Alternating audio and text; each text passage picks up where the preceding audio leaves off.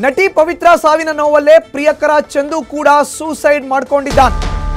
ಪತಿ ಚಂದ್ರಕಾಂತ್ ನೆನೆದು ಪತ್ನಿ ಶಿಲ್ಪಾ ಹಾಗೂ ಮಕ್ಕಳು ಕಣ್ಣೀರನ್ನ ಇಡ್ತಾ ಇದ್ದಾರೆ.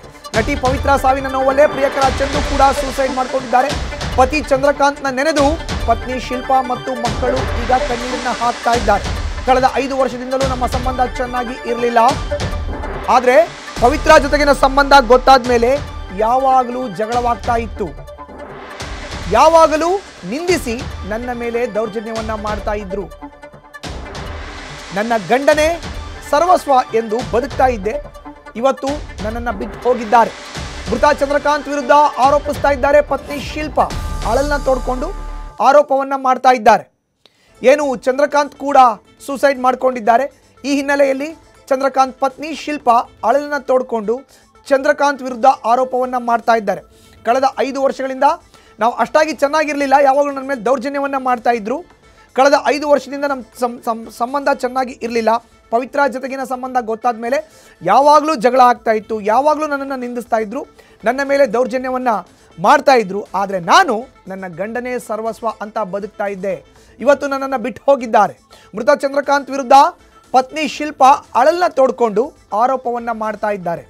ನಟಿ ಪವಿತ್ರ ಜೈರಾಮ್ ಅಪಘಾತದಲ್ಲಿ ಸಾವನ್ನಪ್ಪಿದಂಥ ಹಿನ್ನೆಲೆ ಪ್ರಿಯಕರ ಚಂದ್ರಕಾಂತ್ ಆತ್ಮಹತ್ಯೆಗೆ ಶರಣಾಗಿದ್ದಾರೆ.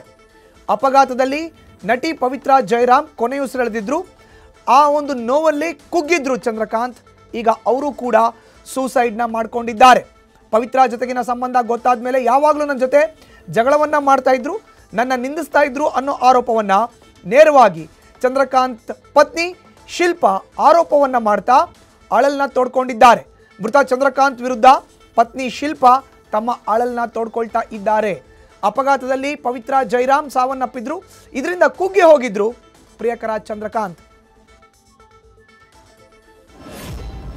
విషయంలో లవ్ మ్యారేజ్ చేసుకున్నాడు. గ్రాండ్గా చేశారు పెళ్ళి. అందరూ ఒప్పుకొని చేసి నేను మా అమ్మ చెప్పినా నేను వినలేదు.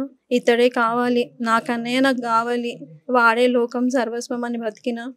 ఏది చేసినా ఏం చేసినా ఈ రోజు వరకు అంటే ఈ మూమెంట్ కాకుండా పోయినా సరే ధైర్యంగా ఒక మొగోడిలాగా నా పిల్లలని పెంచుకున్నాను. ఏ రెస్పాన్సిబుల్ లేదు.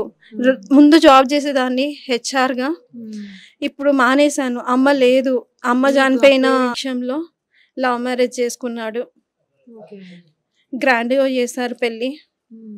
అందరూ ఒప్పుకొని చేసి నేను మా అమ్మ చెప్పినా నేను వినలేదు. ఇతడే కావాలి, నాకన్నయ్య నాకు కావాలి, వాడే లోకం సర్వస్వం అని బతికిన.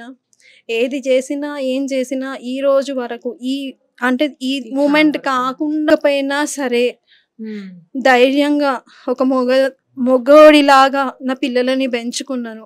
ఏ రెస్పాన్సిబుల్ లేదు.